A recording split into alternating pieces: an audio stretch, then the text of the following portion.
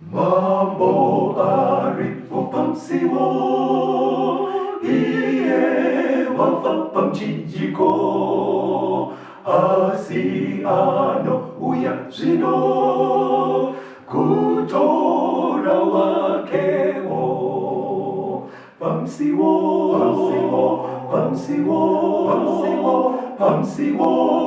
unepo pamsiwo Hallelujah, unde aripamsiwo. Kwaziwa yevateereri, tinokuchingamidzai kuchirongwa The Second Coming of Christ chamunopiwa naPastor Gift Rhodzi vekuNorth Zimbabwe Conference of the Seventh Day Adventist Church pamwe chete naPastor Caston Betera vekuEast Zimbabwe Conference of the Seventh Day Adventist Church. Mustudio nhasi tina mukoma Trison Vava vari kutiisira musign language. VaCaston Betera, kwazisai vateereri. Vateereri tinokuchingamidzai. Tinoda kutenda nhasi hurukuro yedu ine musoro wenyaya unoti vakaramba kupfugamira chidhori chamambo. Tichiri kuenderera mberi tiri mubhuku raDaniel. Regai tiende pachapter 3 yaDaniel. Tiverengerwe verse 1 na 2 neverse 8 kuenda pa12. Daniel 3 verse 1 to 2 then verse 8 to 12. Zvino mambo Nebhukadhinezari wakaita chifananidzo chendarama. Chakanga chakaita makubhiti 60 pakureba namakubhiti 6 paupamhi. Akachimisa pabani reDhura munyika yeBhabhironi. Ipapo mambo Nebhukadhinezari akatuma vanhu kundokokera machinda nevarayiri nemadzishe nevatongi nevachengeti vepfuma namakurukota nevazivi vemirayiro navabati vose vemativi enyika kuti vauye kumutambo wokugadzwa kwechifananidzo chakanga chamiswa naNebhukadhinezari. Verse 8. Zvino nenguva iyo vamwe vaKedhia vakaswedera vakapomera vaJudha vakapindura vakati kuna mambo Nebhukadhinezari, imi mambo, raramai nekusingaperi. Imi mambo, makatema chirevo kuti munhu mumwe nemumwe kana achinge achinzwa kurira kwomumhanzi nemitopota nembira nerudhimbwa nemitengeranwa nemarimba nezvimwe zvose zvinoridzwa awire pasi achinamata chifananidzo chendarama. Asi ani nani asingawire pasi achinamata achawisirwa mukati mechoto chomoto unopfuta kwazvo. Zvino vamwe vaJudha varipo vamakagadza vave varayiri vezvinhu zvose zvenyika yeBhabhironi, vana Shadhreki naMesheki naAbhedhinego. Varume ava havana kuva nehanya nemi, imi mambo. Havashumire vamwari venyu kana kunamata chifananidzo chendarama chamakamisa. Panapa tiri kusangana nana Shadhreki vakomana vaya muBhabhironi. Yes. Mambo Nebhukadhinezari agadzira chidhori 30 meters kuenda mudenga, right, chine upamhi 3 meters chamiswa mubani reJudha. Asaitoredzera hope dzaanga arota dziyaka, but hope dziya gold ranga riri mumusoro bedzi. Iye anenge akaita nharo kuti ayo kana gold raimirira Bhabhironi haringagumire mumusoro bedzi. Bhabhironi inofanira kutonga nekusingaperi. Aiwa, hazviiteka. Saka ndo zvaakatoita manje. Akapedzisira kuudzwa wani kunzi hope idzi ndedzechokwadi nekududzira kwacho. Nharo. Saka chidhori chiya chamira ndobva adedza magovernment officials kuti vauye kuzokumikidza nekugadza chidhori ichi. Ndobva ati pacharidzwa music yedu yemunomu painenge yarira munhu wese anofanira kupfugama. Saka pakaita vakomana 3 vakaramba vakamira. Ndobva mamwe maofficials vaenda kunoripota kuna mambo zvikanzi vakomana ava makavapromota zvenyu but havana mati vamwari venyu plus vari kushora zvamatiunganidzira pano. Asi vanhu vaivaunganidzirwei pasi kuzongodedhiketa chidhori ichocho wangori mutambo. Unoziva kuti zvinounganidza vanhu zvakasiyana siyana. Saka ndo zvavakavaunganira ipapa kuzochidedhiketa nekuchinamata, but ivo varamba manje vakomana. Saka pane zvikonzero zvavakarambira, asi pane imwe pfungwa yatoda kuti titore pana zvakazarurwa 12. Zvakazarurwa chapter 12 paverse 17. Zvakazarurwa 12 verse 17. Right. Zvino shato yakatsamwira mukadzi ikaenda kunorwa nevamwe vana vake vanochengeta mirayiro yaMwari nevanobata kupupura kwaJesu. Ari kunzi shato panapa ndi Satani. Okay. Ari kunzi akatsamwira mudzimai dai tanga tine nguva taitsanangura kuti mudzimai zvinorevei, asi muchidimbu mudzimai zvinomirira chechi yaMwari. Saka hanzi Satani akaenda kunorwa nevatendi vanonamata vachitenda vachichengeta mitemo. Alright. Saka pane kunamata kunobohwa Satani Ndekupi? kwekuti uchitenda uchienda kuchechi uchichengeta mitemo yaMwari. But Bible raita kunge zvinonzi chinonyanya kumubohwa kuchengeta mitemo. Because apa yanzi shatoka iri kurwa kwete nevanotenda vanoenda kuchechi. Yanzi inenge iri kunyanya kubohekana nevanochengeta mitemo. Asi zvakabatana zvese pamwe chete. Pamwe chete. Ukangochengeta mitemo bedzi, usingabe, usingauraye, usingaroye, usingaende, usingatende, anoziva kuti hapana kwauri kuenda. Kuzi kudenga kuchaenda vanotenda muna Jesu. But combination yekutenda nekuchengeta mitemo manje ndo inomubohwa, because anoziva kuti munhu uyu handiparare pamwe chete naye. Pane chimwe chinhu chamandijekesera pavari kungotaura mufundisi, pavari kutsanangura ndabva ndaona kuti kana Satani achibohekana nevanochengeta mitemo, pane imwe pfungwa yandaitomboona unge pfungwa iri right yekuti mutemo hakusisina. Ndiri kutoona sekunge ndaienda kudivi rinonyudza. Handicho chidzidzo chanhasi, but kana Satani achivenga vanochengeta mitemo, kuratidza kuti mitemo inofana kuchengetwa. Taura yedu That's true. Saka vakomana ava toda kuti tinonzwa manje pana Exodus 20. Chii chavakarambira kupfugamira chidhori chamambo ichi? Exodus 20 Verse ya 4 na 5. verse 4 na 5. Usazviitira mufananidzo wakavezwa, kana uri mufananidzo wechinhu chiri kudenga kumusoro, kana wechiri panyika pasi, kana wechiri mumvura pasi penyika. Usapfugamira izvozvo kana kuzvishumira, nekuti ini Jehovha Mwari wako ndiri Mwari unogodo. Ndinorwa vana nekuda kwezvivi zvemadzibaba avo, kusvikira kurudzi rwechitatu nerwechina rwevanondivenga. Murayiro wechipiri pama 10 commandments unorambidza zvinhu 2 zviri kujeka panapa. Chekutanga kunamata zvifananidzo. Right? Uri kurambidza zviri clear. Chechipiri kupfugama pamberi pezvifananidzo. Hanzi usaveze chakafanana nechiri kudenga kana pano panyika. Uri kurambidza zvese here kana kuti vaira zvifananidzo zvanabhari chichi. Right. Panapa manje pabva panze chezvinhu zviri kudenga. Kudenga ndo kuna Mwari Baba, ndo kuna Kristu, ndo kune ngirozi. Handitika mumatenga atinoona mune nyeredzi nezuva. Right. Saka kana zvanzi kudenga zviri kureva kuti chero chakafanana nezuva kana nenyeredzi musaveza nemastars, chero chakafanana nengirozi. Alright. Kana wakamboiona ukagona kuiveza. Right, azvidiwe. Chero chakafanana naJesu ari kudenga. Ari kudenga. Saka usaveze chifananidzo chaJesu, whether ari pamuchinjikwa paangaroverwa kana kuti ari kufamba nevadzidzi vake, usaveze wopfugama pamberi pazvo uchizvinamata. Ndobva aenda pamberi zvikanzi kana pano panyika. Pano panyika pane vanhu nezvimwe zvisikwa zvese mhuka nezvakasiyana siyana. Saka pano kurambidza pfungwa iri kurambidzwa paisi yekunamata here chinhu chacho. Zvabuda pachena unzo usapfugame kana kuzvinamata. Kupfugama pamberi pazvo kana kuzvinamata. Yatanga yati usazviitire mufananidzo. Mebrekera ndikubatsire ndichidai so. Iwe unogona kutumira mudzimai wako foto yako kana paWhatsApp kana pai. Tokuona achitokuyeva kana kuti mukomana atumira kwa foto kana kuti musikana atumira kwa foto nemukomana wako ari kutomuyeva. Mukomana uya uzoti ndiri kuuya kuzoonekera. Handitika. Ouya musikana otonomugarira zveshuwa pabus stop natete vake.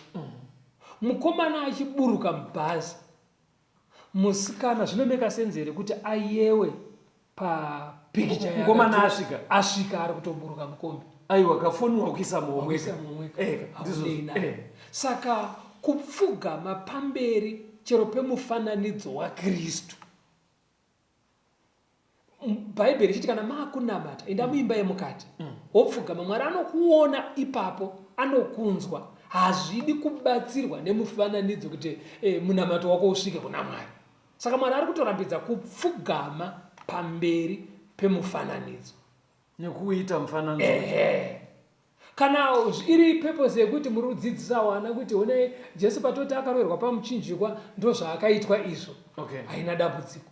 Asi kupfugama pamberi pemufananidzo iwoyo, hanzi kana wechinhu chiri panyika ndopane vanhu ka, ende munhu wedha mupenyu kana kuti akafa. Mirai muri kutsanangura mutemo uyu ndouziva, but matsananguro amuri kuita ka ndikuona kuti ari kupesana nezvatiri kurarama pastor.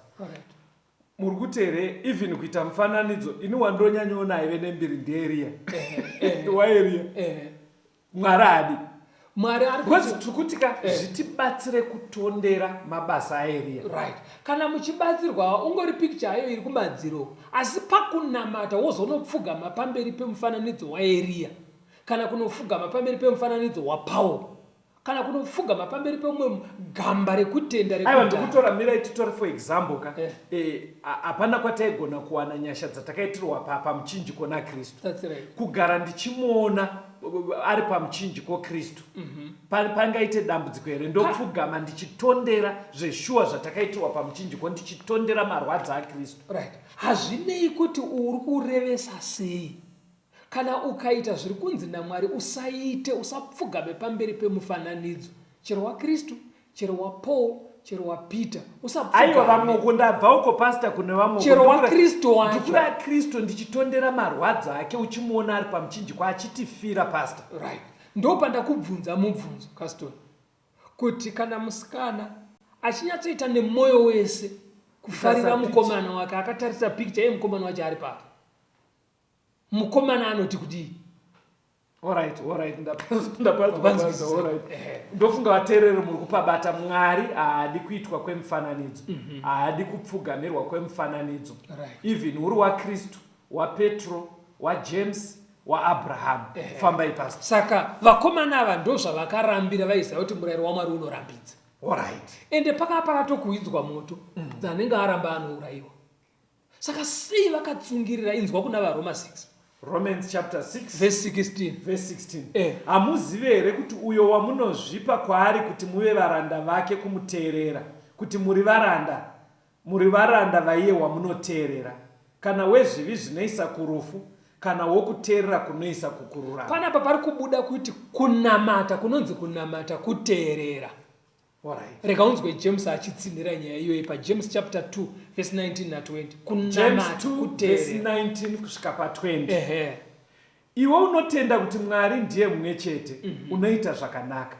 Mweya yakaipa inotendawo izvozvo ichidedera.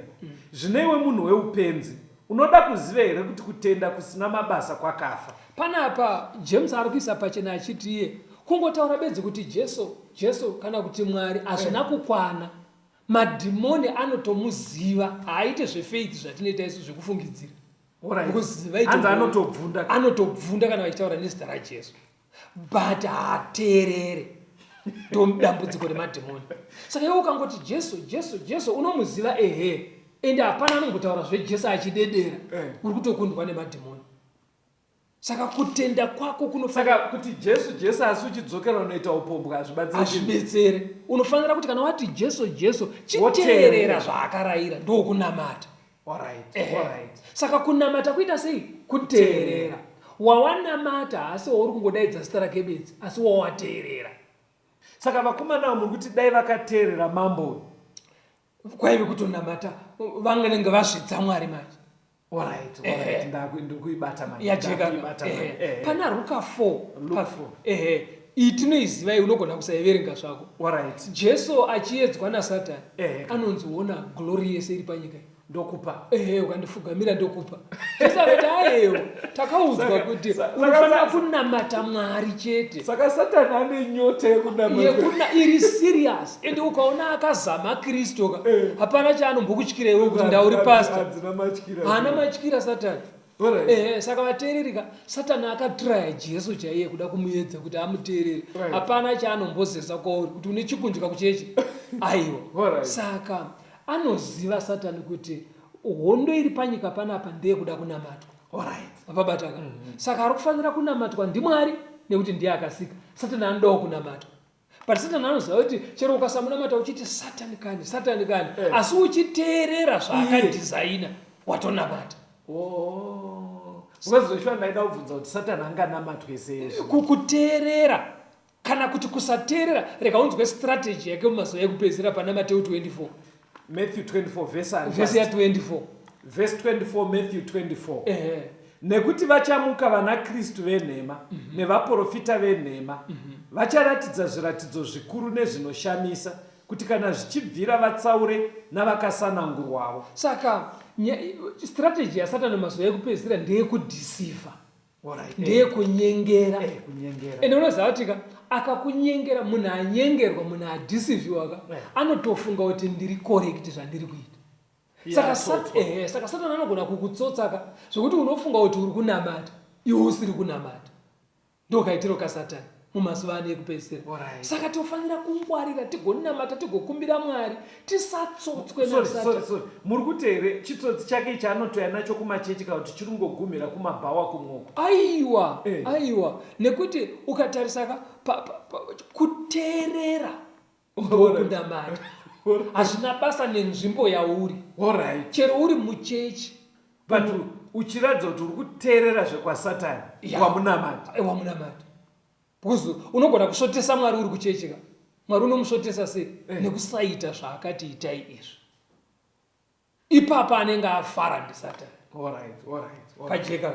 Ende mukadzidza kuna zvakazarwa kunonzi basa munyengeri wenyika yese pasi rese anonyengera. Izvi zvakazarwa 12 verse ya 9. Chero mukazoenda muchapter 20 yazvakazarwa munonzwa kuti vanhu pekupedzisira vanhu vachaparadzwa vakanyengerwa naSatani anzi vakawanda sejecha regungu. Saka Satani munyengeri. Saka titofanira kuti tichenjerere kuteerera Mwari zvisinei nepatiri, zvisinei nezvakatikomberedza, zvisinei nekwazviri kutisundudzira. Ndo zvakaitwa naana Shadrach. But ana Shadrach manjeka nyaya yavo yaiomera kuti paive nemoto pastor. But ini ndofunga kuti kwatirika nyaya yacho yakatipfarira.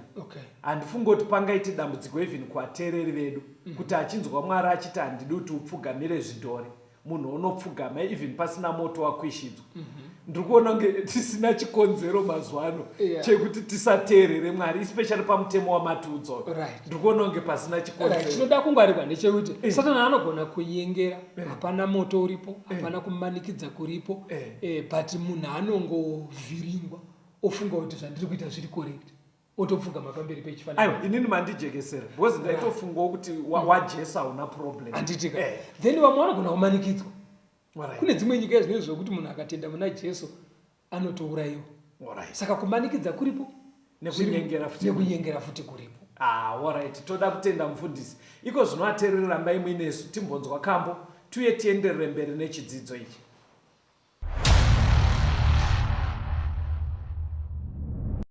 Kuti waremerwa nechitema, bvumira Jesu mumoyo. Kuti uchida upenyu hutsva, bvumira Jesu mumoyo. Kwapera kupokana, nasi usamurambe, chizarura musiwo.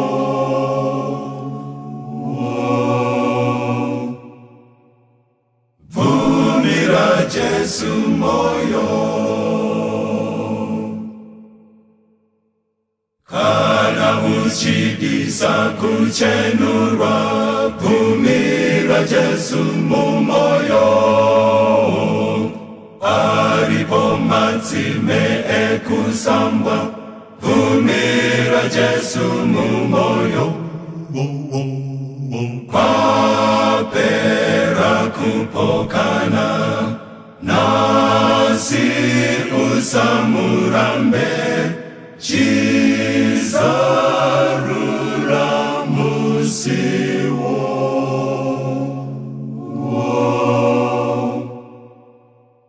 Bvumira Jesu moyo.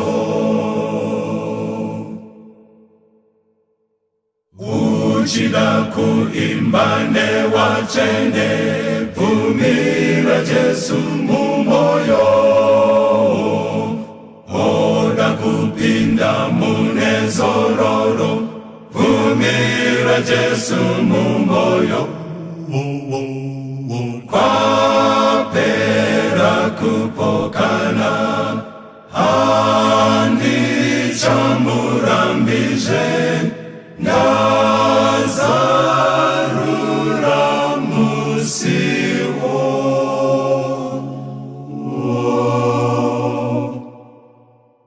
Jesu apinda moyo.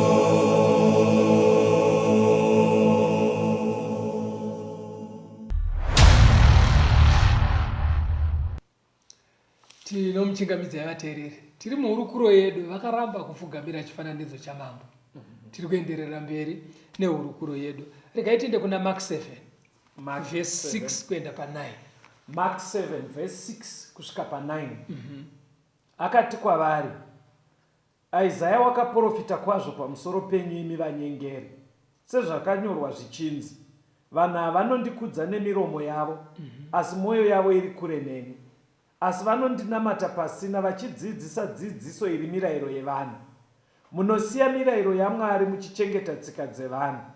Akati kwavari, zvirokwazvo munoramba murayiro waMwari kuti muchengete tsika dzenyu. Kusvika pa9. Yasvika. Kuti akati kwavari, zvirokwazvo munoramba murayiro waMwari kuti muchengete tsika dzenyu. Right. Panapa pari kubuda kuti kumwe kunyengera kunoitwa vanhu vanobvisirwa zvakarayirwa naMwari. Alright. Vochinjanisirwa netsika dzakaumbwa nevanhu, zvekuti nyaya idzi dzinogona kutoitika munyaya dzekunamata. Muri kuti tsanangurai. Tiri kuti isusu kumwe kunyengera kunoitika kunotouya munyaya dzekunamata, zvekuti vanhu pakunamata pane zvakarayirwa naMwari kunzi munonamata muchidai muchidai muchidai muchidai. But Satani zvaanoita manje anogona kuuya obatsira vanhu kugadzira kamwe kanamatiro kasingarehwe neshoko, kotodzidziswa vanhu votochengeta tsika idzodzo sekubuda kwazvichaita patiri kuenda mberi vobva vasiya asi zvakarayirwa, vosiya zvakarayirwa voteera zvakarongwa nevanhu. ndazonzwa zvamuta because ndauda kutoshamisika kuti kotsika dzakaipei kuti kana tomboti kuchechi kwedu tine tichingoti kana kuti mayuthi garai kumberi itsika yeduyo. Pane manje mazojekesa kuti vanenge vachiita zvinhu zvisina kurayirwa zviri kutopesana nezvakarayirwa. Ndofunga ndokwamuri kuenda ndizvo. Kana kuti zvinogona kunge pasina pazviri kupesana, asi zvaiswa panzvimbo yezviri correct zvinofanira kuitwa. Zvekuti chauri kuita chacho tsika yachoka haisi chitema kana ukatsvaga kuti ungaipomera chii, asi haina kurayirwa. Saka vanhu vanozogutsikana nekuita tsika iyayaka vachisiya zvakarayirwa, ndo panozoita dambudziko. Mune mienzaniso ripasita kuitira vateereri vedu zvijeke. Rega titore mienzaniso ingaita miri. Kana tiri mumatsamba, Jesu anofanira kurangarirwa nenzira dzingaita mbiri dzatoda kuti tingobata. Tingotarisa seexample. Yekutanga rega tibate kuna vaRoma 6 vhesi ya 3 kuenda pa6. Romans 6 verse 3 to 6. Tione kuti Jesu tinomurangarira sei according to the Bible. Ko hamuzive here kuti isu takabhabhatidzwa muna Kristu Jesu takabhabhatidzwa murufu rwake. Naizvozvo pakubhabhatidzwa takavigwa pamwe chete naye murufu, kuti saiye Kristu akamutswa kuvakafa nekubwinya kwaBaba, saizvozvo nesuwo tifambe noupenyu hutsva. Nokuti kana takava vamwe naye pakufanana naye parufu rwake, tichadarowo pakumuka kwake, tichiziva izvi kuti munhu wedu wekare wakaroverwa pamuchinjiko pamwe chete naye, kuti muviri wezvivi ushayiwe simba, tirege kuzova varanda vezvivi. Panapa pari kubuda pachena kuti isusu vanhu tinobatana sei naKristu. Because Kristu akauya, akafa, akavigwa, akazomuka. Saka isusu tinobatana sei naKristu? Kuti tinobatana naKristu pakunobhabhatidzwa zvekunyudzwa mumvura.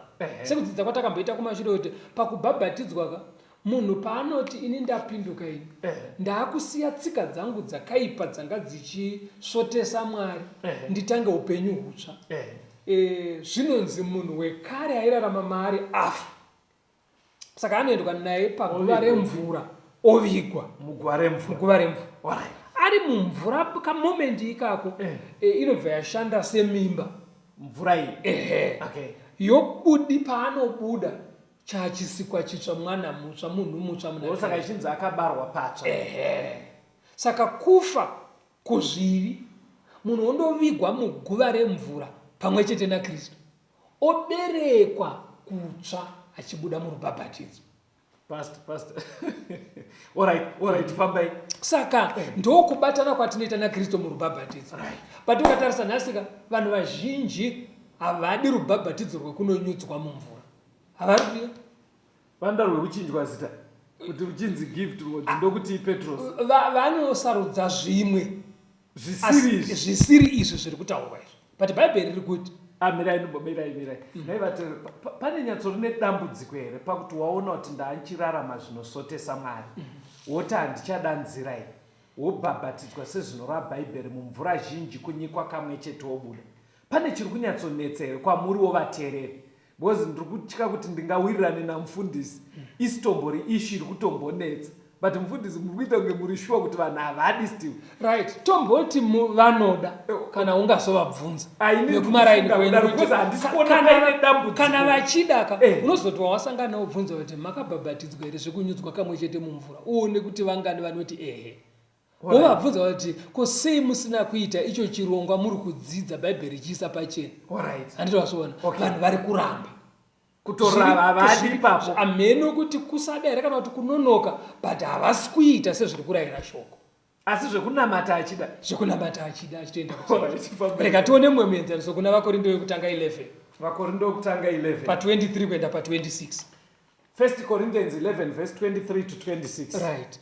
Nekuti ini ndakagamuchira kuna She icho chandakakupaiwo, kuti Ishe Jesu neusiku hwakapandukirwa hwakatora chingwa, akati avonga akachimedura akati, ichi ndiwo muviri wangu unomedurirwemi, itai izvi muchindirangarira. Saizvozvo wakati wapedza kurayira, akatora mukombe akati, mukombe uyu ndiyo sungano itsva muropa rangu, itai izvi nguva dzose kana muchinwa muchindirangarira. Nekuti nguva dzose kana muchidya chingwa ichi kana kunwa mukombe uyu munoparidza rufu rwaShe kusvikira achiuya. Now pane nzira iri kuiswa pachena neBhaibheri yekuparidza kufa kwaJesu kusvikira achidzoka. Right. Jesu asati aenda pamuchinjikwa ane tsika yakarayira vatendi yakatora nzvimbo yePaseka.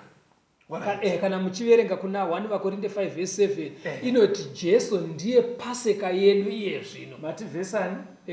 Vakorinto yekutanga 5 verse 7 inoti bvisai mbiriso yekare kuti muve bundu idzva sezvamusina kuviriswa, nekuti Paseka yedu yakatibayirwa ndiKristu.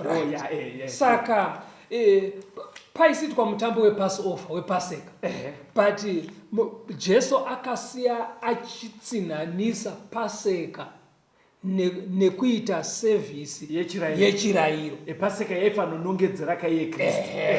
Saka iye akuti Paseka yainongedzera inini, right, asi iye zvino kugara muchiudza vanhu pamusoro pezvandakaita basa rekufa kwangu zvinoitwa nekudya chirayiro, vanhu vachinwa waini isina kuviriswa. Hanzi pamunoita izvi muri kuramba muchiparidza nyaya. Handiti wazvionaka. Saka ndomvira yakaiswa pachena naJesu kuti paridzai rufu rwake, rangarirai rufu rwake, nekudya chirayiro nekunwa waini isingadhake. Ende kaitiro kacho takakaisirwa pachena kuna John 13 verse ya 5 neverse 12 kuenda pa17. John 13 verse ya 5 kuti munoita sei kana muchiita chirayiro. Zvino akadira mvura mumidziyo, akatanga kushambidza tsoka dzevadzidzi vake, akadzipisika nemucheka waakanga akazvisunga nawo. Verse 12 to 17. Right. Zvino akati ashambidza tsoka dzavo, akatora nguo dzake, akagarazve akati kwavari, munoziva zvandakuitirai here? Munondidza mudzidzisi uye Ishe, munoreva zvakanaka nekuti ndini iye. Zvino kana ini Ishe nemudzidzisi ndakashambidza tsoka dzenyu, nemiwo munofanira kushambidzana tsoka dzenyu. Ndakakuratidzai makwara kuti muite imi sezvandakakuitirai ini. Zvirokwazvo ndinoti kwamuri, muranda haazi mukuru kuna she wake, uye wakatumwa mukuru kune wakamutuma. Kana muchizviziva izvi, makaropafadzwa kana muchizviita. Saka Jesu ari kuti panzvimbo yePaseka yanga ichinongedzera inini, maakuita chirayiro. Panodyiwa chingwa ichi, muchinwa waini ichi. Izvozvo ndiyo nzira yekundirangarira nekuparidza rufu rwangu. Asi maitiro acho ndakuratidzai. Ndirikunzwa kwamuri kumhanya, muri kuita sekunge muri kuti nhasi hakusisina Paseka sekudzidzisa kweBhaibheri. That's right. Yakareplaced nechirayiro. Alright, pane zvandafunga because ivara rinotaurika ziterekere kuti takumboenda kuPaseka saka yakonze Passover yedu ndiJesu kufa kwake kwaakatiitira. Saka tinokurangarira nekudya chirayiro. Handitika but chirayiro chacho manje akasiya aratidza, akademonstrate hanzi ndakuratidza emaitirwo azvo. Pane kugeza tsoka. Iwo kana iri nguva yatakupinda muservice yayo ndokugeza tsoka dzako, ndopukuta nemucheka, yogezawo dzangu wopukuta nemucheka, toenda itori service yatiri kuita kuti tirangarire nyaya yekufirwa kwatakaitwa naJesu. Apaonaka. Saka ati mukasema muchiita zvinhu izvi, you are blessed. Makaropafadzwa mukazviita. Handingodi kuti munzwe chete. Right. Saka panapa tiri kuti isusu dambudziko ratinaro zvanzi kuna Mark 7. Dambudziko riri panyika nderekuti kune vanhu vanonamata. Right. Asi mukunamata kwavo vanotora zvakafungwa nevanhu, ndotsika dzovomhanya nadzo, asi zita nderaJesu vari kudaidza kuna Mwari. Inyaya ipana anoramberi pastor. Mira uoneka ndipedze nyaya yatinotaura. Zvonzi izvo kurangarira Jesu, tiringotora muenzaniso miri. Kurangarira Jesu kwanzi 1 rubhabhatidzo rwokunyudzwa mumvura, kamwe chete mumvura kumbana naye parufu rwake. That's right. Chechipiri, mavatendi manje vakabhabhatidzwa, maakudya chirayiro nguva nenguva zamanenge makatendera. Mukangoti kudya chirayiro pane pataurwa zvemukombe futwani. Nekunwa waini ka. Vanhu vese here vatendi vakabhabhatidzwa ka vari kurangaridzana kuti Ishe wedu watakamirira. Zvandiri kubvunza pastor, imi mune shungu dzekungotsimbidzira pamuri kuda, ini ndoda kuti tifambe nevateereri. Chiri kunzi chirayiro ichi panodyiwa chingwa nekunwa waini nevatendi. That's right. Vese varipo vari kutenda. Alright, ndozvandaida kunzwa. Ndozvofanira kuitwa nevatendi. Varinoziva chimwe chinhu chiri kundishamisa chii mukati menyika kana ukatarisa. Kune vamwe kuti kubhabhatidzwa havadi kana kuti havasati hamina kuti kunonoka. Ipapo ndambovarambira. Right. Kune vamwe kuti chirayiro chacho havadi kuchiita sekataurirwa kachiri kuitwa muBhaibheri. Asi ukatarisa unomboona here kuti mukati mepasi rinenge rese pane zvimwe zvinhu zviri common kuvatendi kumaKristu. Sechi. Kune holiday yeChristmas neholiday yeEaster. Vanoti kurangarira kuberekwa kwaJesu nekufa kwaJesu. Ndoko mamuri kuya. Na ukatarisa Bhaibheri rese hapana parinotiitai Christmas.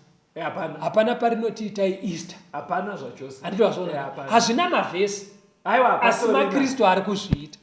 But ndochikonzero Mwari asina kutotizve zuva rakazvarwa Jesu. But zvine mavhesi manje zviri clear zvekunzi bhabhatidzwai ndokubatana naJesu vanhu havadi. Itai chirayiro ndokuparidza rufu rwake havadi, vanotoda kuenda kuEaster. Handizvona. Ndo zviri kunzi vanhu vanosiya zvakarayirwa naMwari zviri clear, votisika nezvakaumbwa nevanhu. But chienda unocherechedza uone pakuenda kuEaster nekuChristmas. Kubhabhatidzwa ka kufa kuzviri nekumbuka naKristu. But paEaster nepaChristmas uchaona kuti chero nevamwe vanhu vakapedzera kuenda kuchechi vari vachechi akangoendeswa ari kamwana. Kana Christmas yasvika anoenda, kana Easter yasvika anoenda. Vanofungisa munhu anenge ndakabhabhadzwa ndiri muchechi. Iri nyaya yakajeka kudai. Saka kuEaster kuyako kana vachiti tiri kuenda kuEaster uzati vanenge vachiri hakusi kunorangarira kufa kwaJesu ayo. Vanotoronga kunoita zvitema paEaster. Ndakaona panonwiwa doro panoitwa upombwe. Kana paine period panyika inoitwa upombwe ndeyeChristmas neEaster. Maholiday iwayo. Avanenge vachiti ivo ndo atiri kurangarira Mwari. Kandi maholiday akushandiswa kudaidza zita raMwari asi achinosvoteswa. Saka paritoratidza kuti kusateerera. Right. Ndozvamuri kuburitsa. Zvakarayirwa havasi kuteerera. voisha tsika dzavo dzisina kurayirwa vodziita. Ende ngazvijeke panapa Caston kuti kuenda kuEaster kana ungove nemadheti pakalenda amunoti Easter neChristmas hachizi chitema, hapanawo matadzira, handiti wazvoonaka. Asi kusaita futi Easter neChristmas hachizi chitema, because hazvina kurayirwa naMwari. Saka kuiita nekusaiita hachizi chitema. Asi kuzorega kubhabhatidzwa manje zvekunonyodzwa mumvura inove mhosva kuna Mwari. Nekurega chirayiro. Muri kuti here ndafunga kunyatsofunga matadzo edu atakafirwa naJesu panguva yeEaster yayi. Ndogona kutoti mumba mangu ndotora zibepa ndodhirowa muchinjiko kana kutozvinyora paruoko apa muchinjiko kupota uchindirangaridza ndodhirowa paruoko apa kana padama kana pamhanza. Asi ndisingadi kuita zvechirayiro nerubhabhatidzo kusotesa Mwari. Mwari hapana chauri kumuitira chekuti angati wandirumbidza, because kunamata kuteerera. But ndikatopedza pastor inzweka munoziva tomboti Easter yamutarai ndotopedza 2 weeks pastor kana 1 week ndiri pakutsanya pastor kana kuti ndichitondera zveshuwa zvatakaitirwa pamuchinjiko, but ndisingaite zvataurwa nebhaibheri, but muchinyatsona kuti betera ari paprogram. Zvakuti mega mukasangana nenika munonyatsona kuti munhu waMwari ari paprogram, ari kutsanya, ari kuita zvakadai, ari kutondera zvatakaitirwa iri nguva yeEaster. Unoziva kuti kana uchienda kuchikoro wodzidza, unoteerera maticha, unouya pachikoro nenguva, hauite noise mukirasi, come exam worega kunyora anza dziri kudiwa, kufunda kwako hakuna zvakabatsira. Hakuna.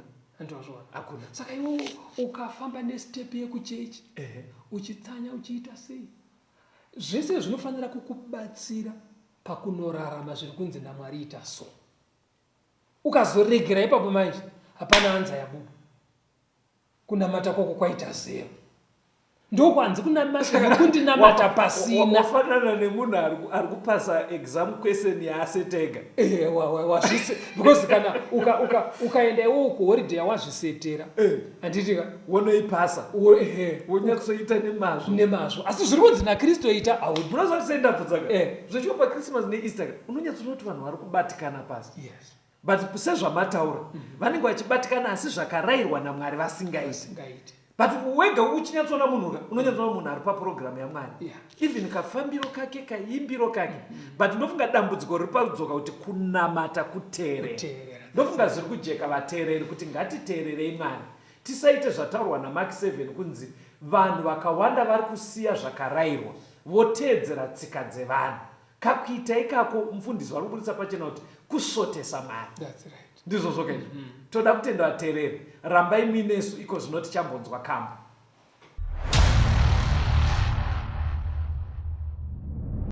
Nangisa Jesu hana chitema, upenyu wake wapiweni, upenyu wangu wechitema wafukwane wake uchena, ndofukidzwane upenyu wake, ndozoziwa upenyu wese, upenyu wangu wechitema wafukwane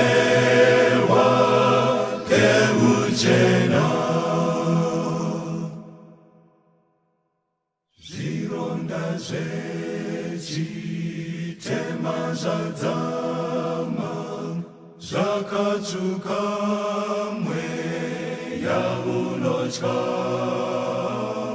okufukidzwa nemwiJesu ndosunungurwa nemutemo, ndofukidzwane upenyu wake, ndozoziwa upenyu wese, upenyu wangu wechitema wafukwane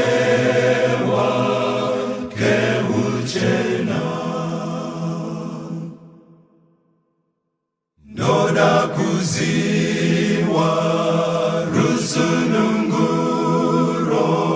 Jesu ongipa nguo chena naigashira yangu ndarasa ninopfeka upenyu wenyu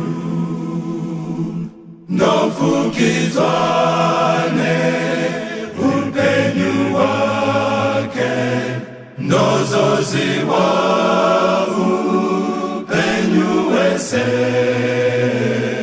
upenyu wangu wechitema wafukwanewa keuchena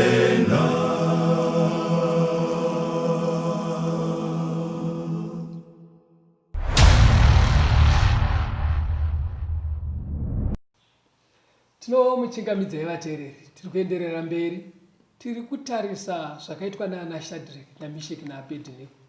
Mambo aitonga munguva dzavo amisa chifananidzo chake mubani ati vanhu vese vandinotonga ngavapfugame kana vanzwa zvinoridzwa zvarira. Vakomana ava vakaramba. Chii chavakarambira? Murayiro waMwari unoti musafugame pamberi pezvifananidzo. Vainyatsonzwisa kuti kunamata kuteerera kuita sezvakarayirwa naMwari. Pari panapa hatidzokerei kuna Daniel 3 tinoverenga vhesi ya 13 kuenda pana 18 tishanyire zvakare vakomana vaya mubani reJudha. Daniel 3 verse 13 to 18. Right. Ipapo Nebhukadhinezari akarayira nehasha nekutsamwa kwake kuti Shadrach naMeshach naAbednego vauyiswe. Zvino vakauyiswa varume apa pamberi pamambo. Nebhukadhinezari akapindura akati kwavari, maune here imi Shadrach naMeshach naAbednego, zvamunoramba kushumira Mwari wangu nekunamata chifananidzo chendarama chandakamisa ini? Zvino kana muchitenda kuwira pasi muchinamata chifananidzo chandakaita, nenguva yamunonzwa kurira kwomumhanzi nomutopota nembira nerudhimbwa nemutengeranwa nemarimba nezvimwe zvose zvinoridzwa, zvakanaka hazvo. Asi kana musinganamate muchawisirwa nenguva iyo mukati mechoto chomoto unopfuta kwazvo. Mwari achakurwirai mumaoko angu ndeupiko?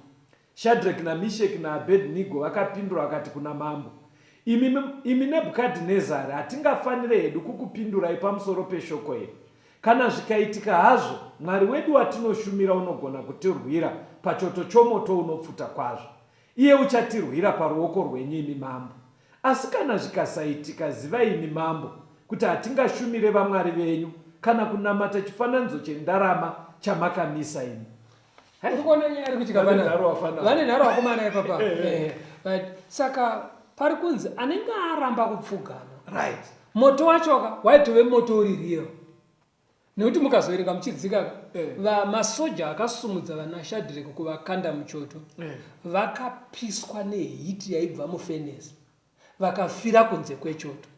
But vanhu vanenge vasina kumaka here pastor, because kufanira kushidza motoka vaisazviziva here kuti pane vafana vatinoziva vanogona dzinoitika kakumabasa unoziva vaizviziva hovhona ingafanira kushidzwa motoka sekunge pana anga atoramba kare, saka vaitozikanwa kunzi ava vafana vane nharo pana Mwari wavanhu. Ai, ndoda kuzikanwa kwakadaro kwekuti even ningisati vanhu vachironga zvinhu vazoti izvi nabetera hatiwirirani. Alright, fambai mvudzi. Saka vakomana ava moto uripo. Mambo obvunza kuti kana maramba henyu vakomana ndikakukandai muchotomo, pana Mwari here anogona kukudzivisai kutsva? Andowazvara iye Mwari wacho wamuri kuramba, wamuri kuti munonamata here. Vakomana vanopindura vachiti Mwari wedu watinonamata anotirambidza kupfugama pamberi pezvifananidzo anogona kuti moto utadze kutipisa. Vaitemba naye ende vaiziva kuti anogona. Andowazvona zvikanzi asi tomboti abvumira kuti titsve, zivai chinhu ichi pamberi pechifananidzo hatisi kupfuga. Saka pastor chindibatsirai, kana vaiziva kuti Mwari uyu anogona kutendera kuti vatsve, saka sei vasina kupfugamira chitombi? Right. Iwo achizotogona kutoita madota. Right. Ndo pamwe patakuda kuenda pana Daniel 12. Oh. Vhesi ya 2 nevhesi 13. Daniel 12 vhesi ya 2. Right. zvino vazhinji vevavete muguruva repasi vachamuka, vamwe vachamukira upenyu husingaperi, vamwe kukunyadziswa nekuzvidzwa kusingaperi. Verse 13. Right. Asi iwe chiendako kusvikira kuguma kwavepo, nekuti iwe uchazorora ndokumukira zvemugove wako pakupera kwemazuva iwayo. Now vainzwisisa kuti pane nguva iri kumberi Alright. kuchamuka vakafa. Saka vaiti munogona At the second coming. Alright. Saka vaiti Mwari anogona kuregera tichitsva, but hakusi kuti arasikirwa kana kuti zvashaya basa. Alright. Nekuti kumberi uko tichazomuka. Kufa kungozorora bedzi kubva kuzvinetswa zvepanyika pana sezvinotaura zvakazarirwa 14. Zvakazarirwa 14 pa13 vhesi ya 13. Ipapo ndakanzwa inzwi richibva kudenga richiti, nyora uti, vakafa vanofira munashe vakaropafadzwa kubva zvino. Hono ndo zvinotaura mweya, kuti vazorore pakubata kwavo kukuru, nekuti mabasa ava anovatera. Saka vaizwa kuti vakafa hapana losi. Hapana losi. Nekuti zvavakararama nezvavafira zvakanyorwa. Well documented, secure in the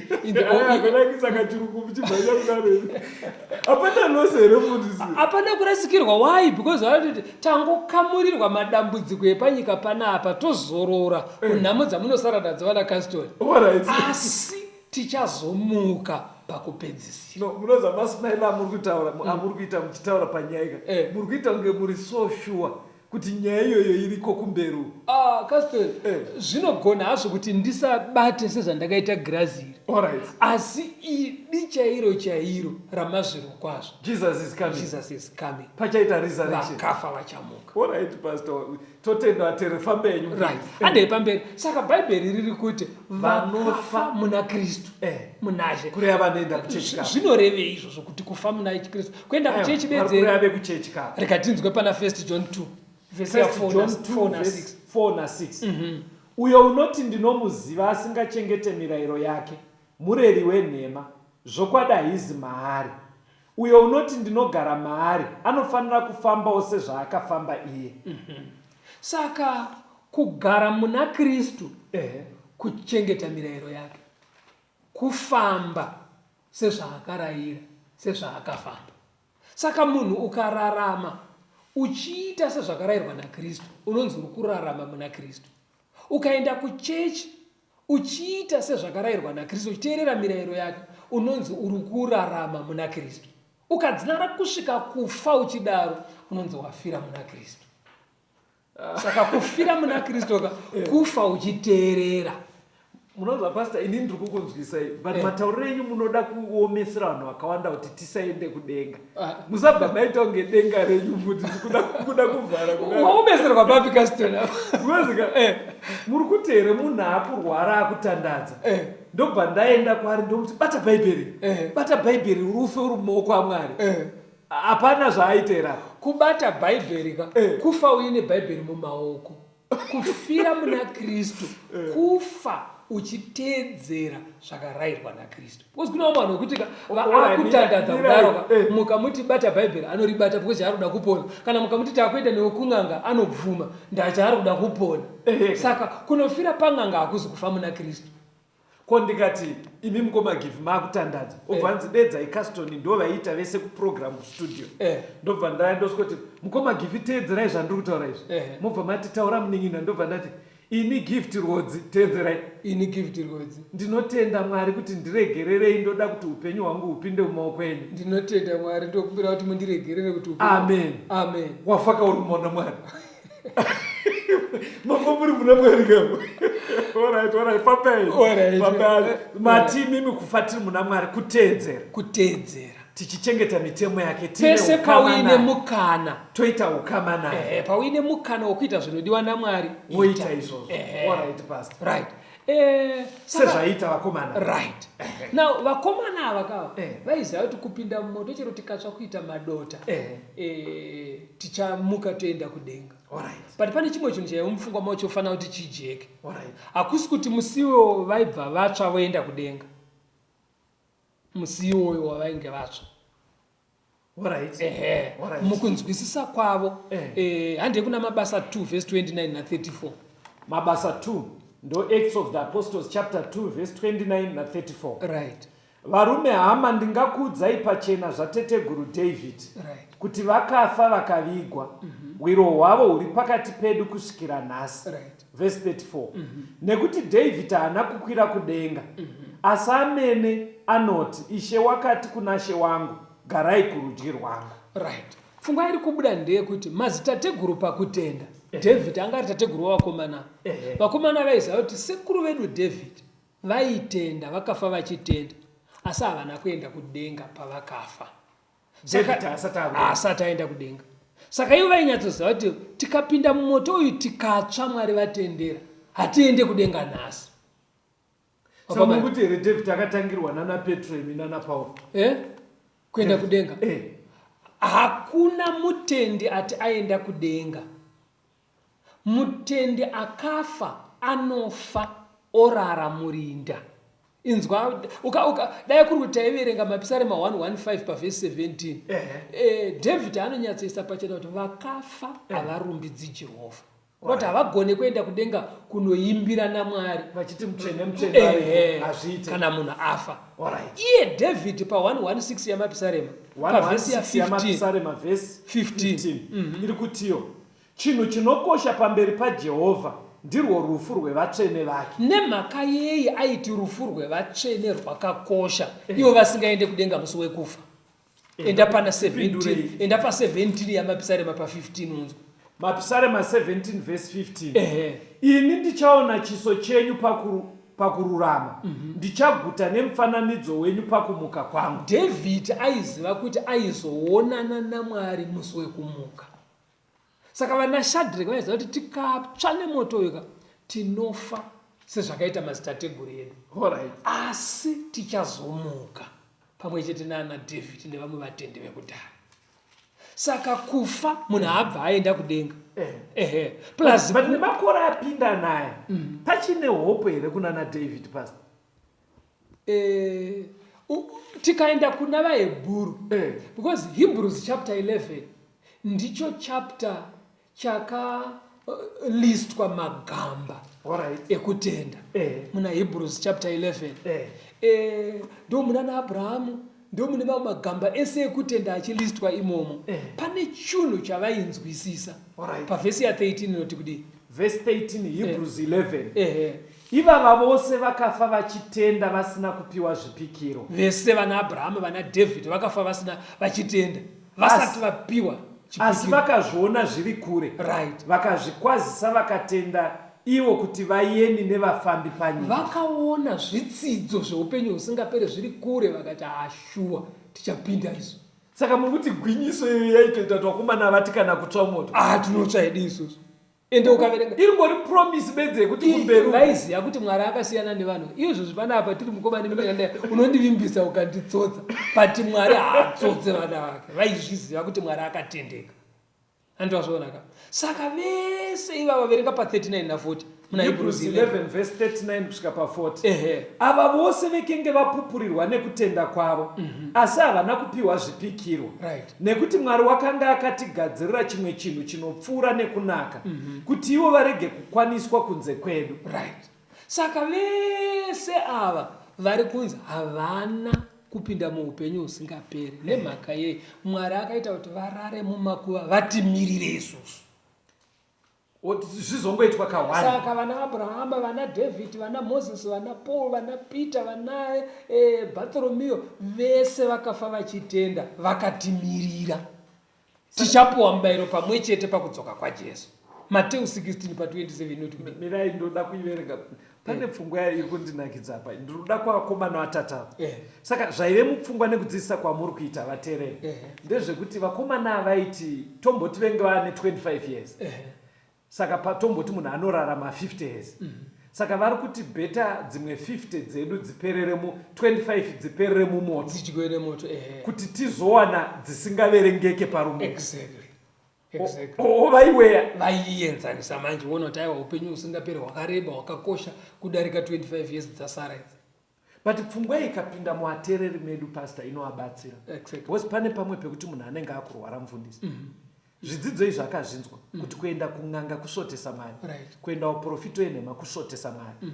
But munhu unogona kushamisika aine 60 years achitozwa kuti hapana pandichararama kupfuura 100, anosarudza kusvotesa Mwari kuti ambochovha dzimwe 3 years asiri prepared kuti Mwari ngaatonge kuda kwake ndizowanikwa paresurrection. ndokurasikirwa ikoko. Vanhu vanenge vanonetseka kutsinhanisa ipapapo kuti apfugamira chidhori kuti ateerere Mwari agorarama nekusingaperi. Munhu anoona zviri nyore kuti penguva ino ipamboita chete. Mwari ngaatibetsere. Handitika mamati kundiverenge kuna Mateo 16:27 inoti kudini? Nekuti mwanakomana womunhu achauya nevatumwa vake nekubwinya kwababa vake, ipapo acharipira mumwe nemumwe paakabata napo. Saka vatendi vekare vaya vari kunzi vakatimirira vaya vakatomirira kuuya kwaJesu. Paanouya nevatumwa vake acharipira tese. Vatesaronika inobva yati pachapter 4 paanoburuka hwamanda ichirira vakafa muna Kristu vanomuka, nesu vapenyu tokumbana mudenga tonova nashe nokusingaperi. Saka vamwe vanhu vagona kuzovhiringwa unoziva like dai tatavereka kuna Genesis 49 mukazoona verse 29 na 33 papa unonzwa vatendi vekudhara Israeri anotaura kuti ndakuenda nenzira yemadzibaba, ndakuenda kune madzibaba angu, ndakuenda kune vanhu vangu. Vanhu vanobva vaunza mupfungwa mavo munobva mauya pfungwa yekuti pane kunoendwa nevanhu kana vafa, kune vakatungamira, kune vakatungamira, kune vakatungamira. Yeti matauriro bedzi echigiriki ekuti ndaakufa chete, hakuna kune vamwe hakuna kwavanoenda. Saka vakomana adai vakatotsva kuita dota, hakuna kunenge kwaendwa, kutomirira resurrection. Saka inini ndikafa nhasi mukandichema mukandiviga ndinotongomirira resurrection. Saka panzina zvakazarwa 14:13 vazorora asi mabasa avo achavatera. Reward yacho ndio iri kubuda pana Mateo 17 apa, pana Mateo 16 yekunzi vacharipirwa at the second coming. Second coming yaKristu ndio yatiri kuparidzai. Saka vateereri, ndofunga zviri kukujekerai kuti sei ini namukoma Givhirgodzi munomu tichifarira chirongwa chedu tichinzi the second coming of Christ. Pfungwa yedu ndofunga muri kuona sekudzidzisa kweBhaibheri kuti nyaya zhinji dziri kutitambudza vateereri dziri kuratidza kunge dzichagadziriswa pachauya Kristu. Vanogona kudaro vari kudzimbikana nemiri, musasvotese Mwari. Kuri kwekuti Mwari anotendera rufu, ifai muri mumaoko aMwari. At the second coming of Christ Mwari achakuripirai. Tisapfugamire zvifananidzo. Chinogona kuva chiri chifananidzo chaicho chinorambidzwa chatachishandisa pakunamata, kana zvimwe zvauri kumanikidzwa kuti dai wateerera asi uchisvotesa Mwari. Ngatimirei sana Shadrach, Mwari achatipa mubayiro wedu. Zvingareve kurwirwa kana kutsva nemoto, ngatitsvei tiri pamberi paMwari. Onekai vateereri vedu, tinotenda vateereri nekuva nesu muhurukuro yanhasi. Panogona kuve nemibvunzo yamuka kana pamwe pamunoda kubatsirwa munharaunda mamugeremo pedyo nemi. Tsvagai kana paine nhengo dzesangano rama-Seventh Day Adventist, endai kwavari, vanoziva kwekukutungamirai kuti munobatsirwa. Kana izvozvo zvichikunonokerai, munogona kufona panhare dzinoteera kana kutumira mameseji panhare idzi 0775 460 175 0775 460 175 kana kuti 0716 452 086 0716 452 086. Mwari vakuchengetei. Tisangane muchikamu chinoteera. Tenzende tungamirwe mukati mezviedzo mananda andibata ndimwino dombo ndiwigende ndimwimo tungamirwe tenzende tungamirwe semana onyaradzwa unganyaradzwe nyanza mananda anomunzwa kana matinyarara tenzi wenyanza tenzini tungamire apo ndasvika nyanza mananda ondi ndisa andichina zororo ndotsamira kune mwinga